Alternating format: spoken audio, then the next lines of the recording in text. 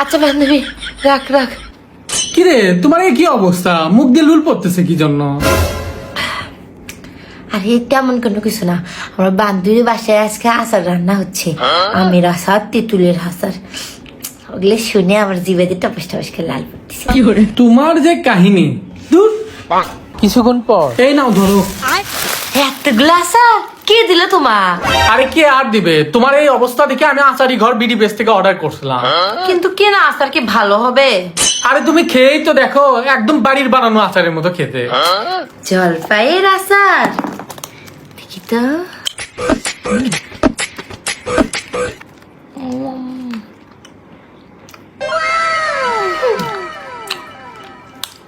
সে মজা তো, আসলে তুমি ঠিকই বলছো, এটা একদম বাড়ির মতো খেতে।